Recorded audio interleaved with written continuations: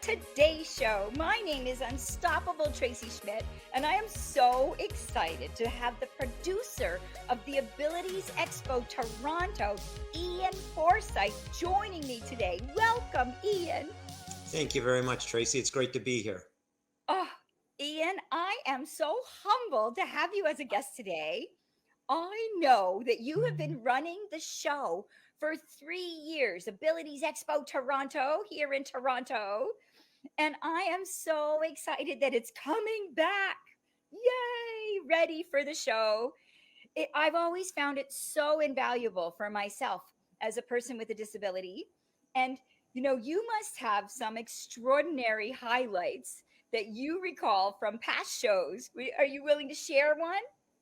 Absolutely, but something you said there that's when you say we've had three shows, and this still makes my brain hurt. But all things normal, this would be our sixth show because Right? it has been three. But you know, Oh, in general, it's so it feels so great to be producing an event like this. I do all kinds of events, but to bring the disability community together in this manner, and I'll share one story with you that really early on that defined things for me.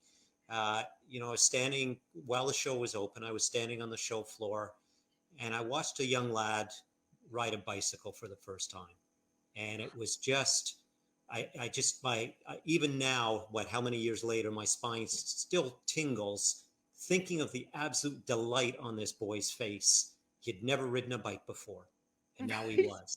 So that's Oh my. always the thing that has stuck with me through the years um, in terms of why it's so important that we're doing what we're doing. Oh, yeah. Now I have goosebumps, which is great, Ian. So, Ian, I don't believe it, but I imagine there might be one or two viewers that don't know about the Abilities Expo Toronto. And it is horrific. It's supposed to be the sixth one. And so now it's going to be the third one. But focusing on the positive and that can do attitude that Can East shows has with the Abilities Expo Toronto. Can you tell our listeners what is the Abilities Expo? Like what kind of things are involved? Well, really, I mean, it brings together, it's a resource. And I think that's the thing that's most important. And the resources just aren't in the vendors. They're in the workshops, they're in our demo areas, Parasport with all their sports that they put together. But I'm kind of bring another experience to you that tells me a lot about why we do what we did. I was at one of the expos in the US and met an exhibitor there that was actually originally an attendee. And it was their daughter, who I think was about 18 by that time. Yeah. And they they went, I think, to the first one in Houston. And they said it was like this big black hole in the sky, totally opened up. And it just opened up a whole new world for them in terms of how they could help their daughter. So that's, I mean, it's kind of a general answer to that, but it Yes. really is what it's all about. It's such an upbeat, positive atmosphere as Yeah. well. It can be very loud sometimes, depending on what's going on, but very, very cheerful. Lots of smiling faces, and everybody's just excited to be there. Yeah, I mean, I think Yes. that's the most important thing. It's funny, as a person who was born with a disability, a lot of people thought that my parents or myself that I know everything about all disabilities and all resources. Right. And then don't always share what they do know with me, or maybe they don't know either. And the reality is that's probably the biggest gap. It's not so much that there aren't resources, and that's certainly a struggle too in things like transportation and funding, but there are a gazillion resources out there.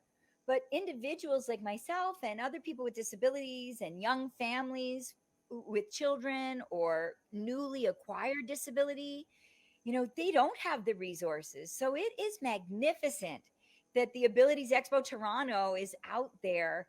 And so now we're celebrating and communicating, and everybody and their brother listening today, please let everybody know that this resource packed show, the Abilities Expo Toronto at the International Center, is coming. And you want to check it out because there are so many things that I have no idea about. And I'm immersed in the community and I learn something new every single time I go to the Ability Expo Toronto. Well, and You it's know, funny, as good as Google is, mm, it's something like this does bring things forward to people that they hadn't thought of, didn't know existed, and it brings it through in a very personal, face-to-face manner, which is so important as well. yes, especially in this world, right? People are Yes. feeling vulnerable or raw or in a great need. And given, as you said, it should be the sixth year. It's the third year. And so there's been 3 years of isolation and no information swapping, no resource finding, and no face-to-face contact to be able to see where those pain points are and so that we can point people in the right direction and turn people into like a breath of refueling with resources out there.